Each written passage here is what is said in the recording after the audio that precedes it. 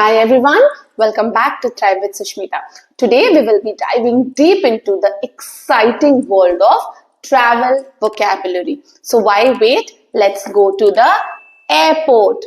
What we have done is we have divided this video into 4 parts. Like the vocabulary that we will be discussing today, what we have done is it is divided into 4 parts. Let's get started. The first part or part 1 of the video, we will be learning about the vocabulary used or maybe the vocabulary that you should know before your travel. So first one is departure. What is departure? Departure means the day you will be traveling, like you'll be going to some place, right? So departure date. So before you book your air ticket or before you are booking your tickets, you really need to know your departure day or the departure date when you will be traveling. The next one is destination. Now destination means the city or the country that you will be traveling to. For example, if I live in Kolkata and I'm traveling to Mumbai, so Mumbai is my destination. Mumbai is my destination. So departure and destination, these are 2 words. See, it's both beginning with D, so do not get confused. Departure is the day that you will be traveling and destination is where you will be traveling. The next word is itinerary. Now what is itinerary? It is a detailed plan or a detailed schedule, right, of your travel. Like what are the things you will be doing? It will include your travel dates, it will include accommodation, it will include like what are the places that you will be visiting or whatever is your plan of action. For example, if I'm going to Mumbai for a meeting, I know my travel date, I know which car will be picking me up, I know which hotel will I be checking in or staying, I know where are my meetings, when and where are my meetings scheduled. So I make a complete itinerary or a detailed schedule of my visit, whether it is a formal for a formal meeting or for it's a trip or it's a family vacation or it is my solo trip, for anything. Now when you have an itinerary, it helps you to make the most of your time, right? Whatever you're doing, so you're planned, right? See how planning always helps you. So every thing you have minutely planned, so you know what exactly you really need to do, right? The next one is domestic flight. Now, domestic flights are those which are within the country. Like I'm an Indian, I belong to India, I live in India. When I book a domestic flight, it means I will be traveling to different parts of different parts or different cities of my own country. So if I'm in India, I might travel to Delhi, Mumbai, Bangalore, Dehradun, Lucknow, Pune, Surat, Ahmedabad, anywhere. So these, which will connect me or take me to cities which are part of my own country, we call it to be domestic flight. The next one is international flights or overseas flight, which means I will be traveling to a different country altogether. I'll be crossing the borders of my country, my own country, like, the citizen that I am, like, of India. So I'm an Indian. I'll be traveling, let's say I might travel to UK or London, or maybe I will be traveling to New York, or I'll be traveling to Warsaw. So these are the places that I'll be traveling. So this will be international flight or overseas flight. So now when you book a international flight or overseas flight, there are a lot of things that you really need to do and a lot of documents that you need to have. So there are some vocabulary which you really need to know. Of course, the passport, that's the legal document of you being the citizen of that country. You need to have the passport. You need to have visa, which allows you to enter into another country. You get a permission to go to that country. So it is done by the officials of that particular country, which is your destination, right? Next is travel advisory. See, this is very important, especially, when you're going out with family, you have a meeting. So what is travel advisory? Travel advisory is the updates which the government of a country issues about other countries for safe travels. So sometimes, you know how the conditions are sometimes in some parts of the world. So before you travel to some areas or some parts of the world where the situation is not very smooth or normal, you should always check the travel advisory issued. So that way you will know how are the conditions there, how you will be like, how safe it is for you to travel there. So now you have your passport, visa, you have checked the travel advisory, then comes your travel insurance. Travel insurance is a policy, it's a must when you are traveling abroad. So travel insurance, basically, it's a policy that will cover you when you are traveling to another country in case of any unforeseen situations, right? If there can be a medical emergency, there can be any kind of other problem. So in that case, travel insurance is going to help you a lot. And it's a mandate that you have a travel insurance when you are traveling to other countries, right? Next one is vaccination. See, this is usually not applied to all countries, but there are countries which, require a vaccination proof or immunization proof against yellow fever for that matter. So you need to check in details about the rules and the laws of the country to which you will be traveling. The next one is currency exchange. Currency exchange means you are traveling to another country, right? Your local currency, let's say if I'm an Indian, my local currency is rupees. Probably I'm traveling to London, UK. So the local currency of my destination is pounds. So I need to convert my currency into the local currency of my destination, which is very, very important as it will help you in easy transaction. The next one is connecting flight. So when you are traveling international, sometimes you do not have a direct flight from your country. So you go via some other country. Okay. So in that case, let's take an example. Suppose I'm traveling to London. I'm not taking, for example, direct flight from India to London. So what I did is I will be traveling to Dubai and from Dubai to London. So this is that, from Dubai, the flight that I'll be taking will be my connecting flight.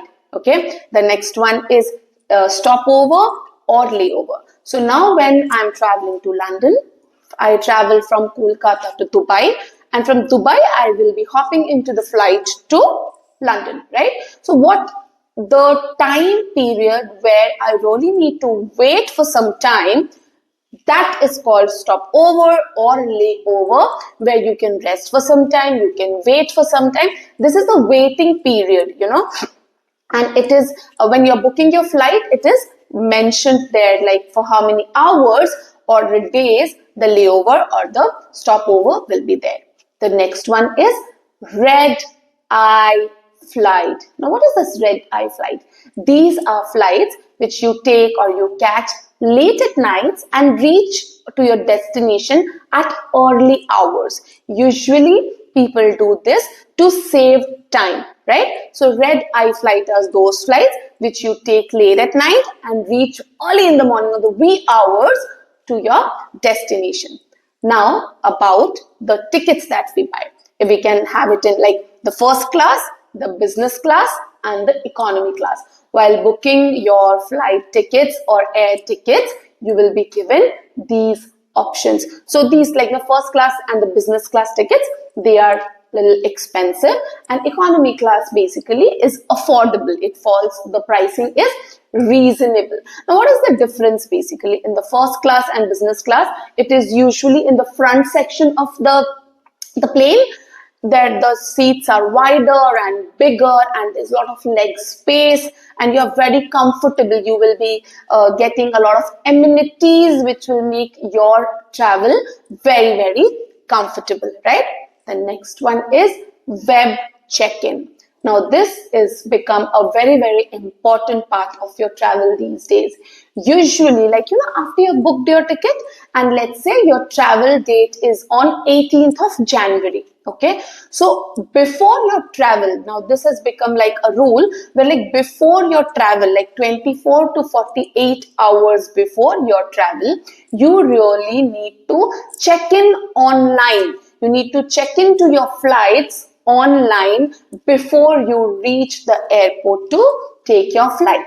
in this, what you need to do is get into the website of the respective, whatever company's flight you have booked. You get there, put your PNR number, and you check into the flight and confirm that you are traveling. This saves a lot of time when you go to the airport. So these were the vocabulary words or terms that you really need to know before you go to the airport. Now let's see what are those vocabulary words which we really need to know for being at the airport. Now we have reached at the airport. So our departure date is there, and yes, we are at the airport.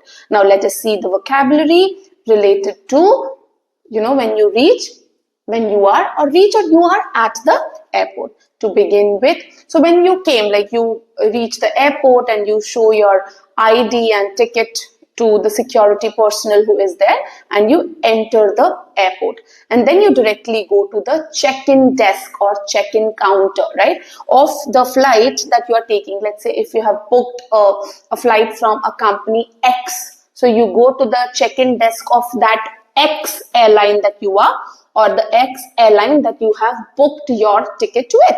So when you go there are a lot of series of things which happen. You will show them your ID, your tickets, and accordingly they will be issuing you your boarding pass. So boarding pass, basically it's a kind of a document, or it's a kind of a ticket that you will be showing before you board a flight. So getting a boarding pass is very, very important. Now when you are being given the boarding pass, meanwhile you will also have to give or declare your check-in luggage, the luggage that you are carrying. They will be taking it from you. They will be weighing it to see if it is within the limits of the kgs, or the permissible limit that you can carry, the weight of the permissible limit that you will be carrying. So they will be doing that. After you are done with the formalities, they will give you your boarding pass.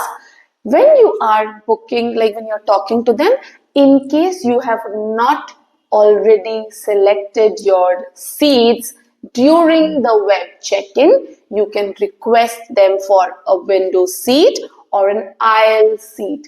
It is not aisle, it is aisle seat. Window seat is the seat which is by the window, and aisle seat is the seat which is the cornermost seat, which is by the aisle. We pronounce it as aisle and not aisle. After that, when you get your boarding pass, they will also tell you about the gate number from where the flights will be taking off, or from where you will be boarding your plane. And then you move to the security check, where you declare like everything, whatever you're carrying, the luggage that you're allowed to carry on the plane with you, right? That also has a limit. You should always check that before traveling. So you will be giving your chargers, your belts, your laptops, your cameras, your bag. In case you're wearing a heavy jacket, you really need to take it off, put everything in the basket, and then it will move through the conveyor belt, and there will be a scanner. So it will scan everything.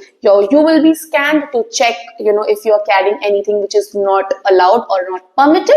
And then after you're through with the security check, you can again collect all the things which belong to you.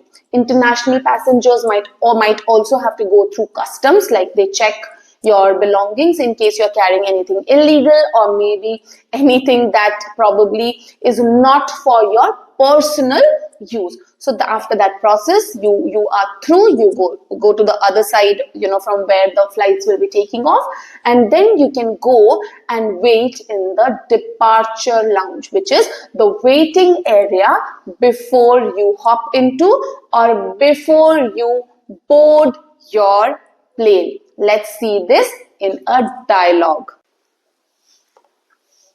Good afternoon. Good afternoon, ma'am. Where are you flying to? Oh, I'm flying to London. May I have your passport, please? Oh, here it goes. Are you taking any bags? Oh, yes, I have this one. Okay. Please place your bag on the scale. Okay, I have a layover in Dubai, so will I need to collect my luggage from there? No, it will go straight to London. Okay, thank you. Also, I had one more request. Like, can I get a window seat if it's available?